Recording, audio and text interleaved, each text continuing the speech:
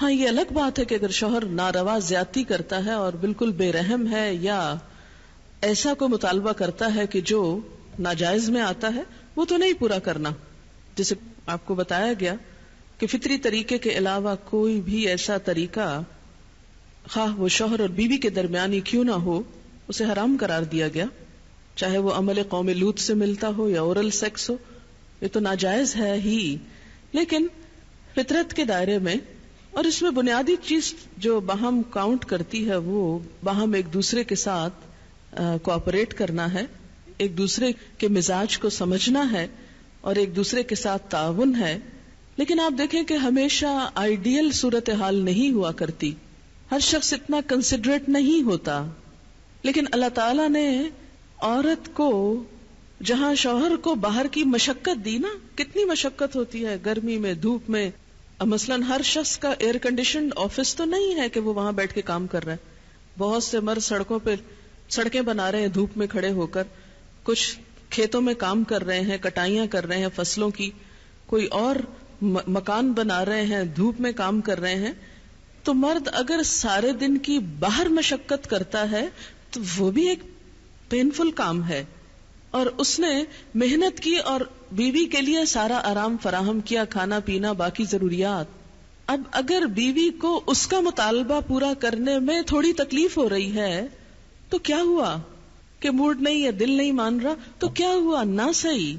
لیکن اس کے باوجود جو عورت یہ سمجھتی ہے کہ میں اپنے موڈ کے خلاف جا کر بھی اگر اپنے شوہر کو راضی کرتی ہوں تو یہ میرے رب کی رضا حاصل کرنے کا ایک ذریعہ ہے، تو آپ دیکھیں کہ یہ وہ چیز ہے جس کا صلہ آپ کو اللہ دنیا میں دے دے گا، کیونکہ آپ یہاں صرف شوہر کی نہیں اللہ کی بھی اطاعت کر رہی ہیں.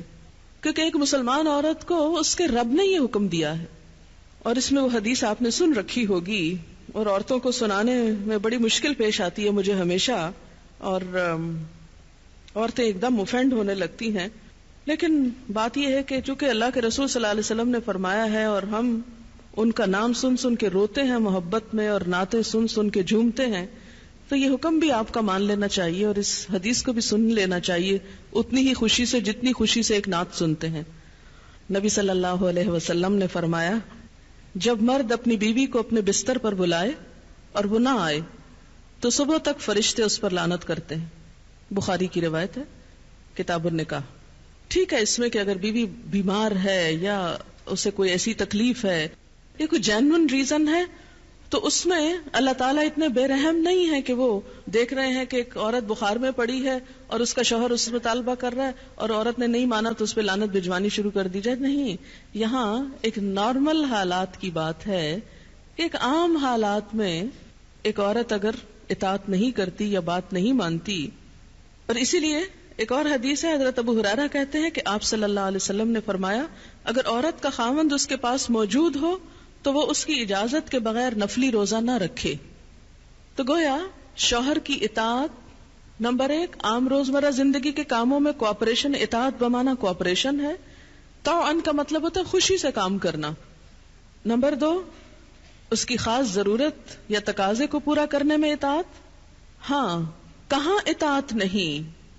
جب وہ کوئی حرام کام کرنے کو کہے، جب وہ کوئی ناجائز کام کرنے کو کہے، جب وہ اللہ اور اس کے رسول صلی اللہ علیہ وسلم کی مرضی کے خلاف کام کرنے کو کہے.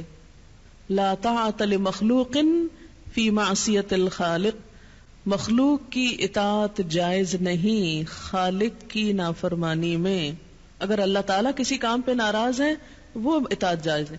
بہت سی خواتین کو دیکھا ہے جہاں اللہ کی نافرمانی ہو رہی ہے وہاں تو شوہر کی بات بھاگ بھاگ کے مانی جا رہی ہے، اس لیے کہ وہ اپنے نفس کے مطابق ہے نا. آپ سب جانتے ہیں کہاں کہاں.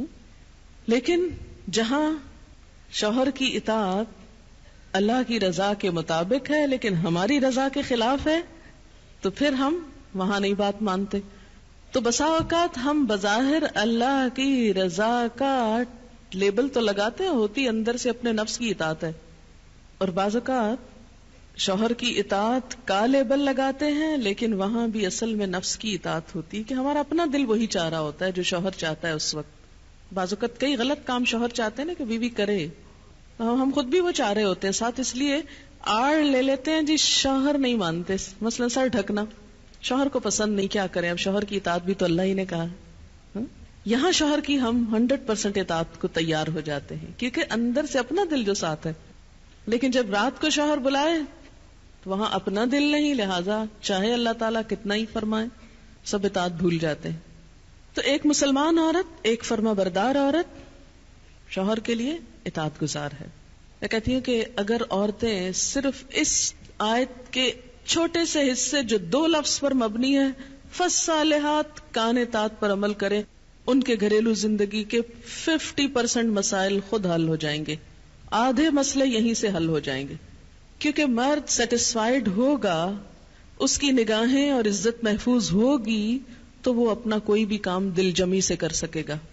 اگر وہ مطمئن نہیں گھر کی طرف سے تو گھر تو کیا باہر بھی وہ کام درست طور پر نہیں کر سکے گا.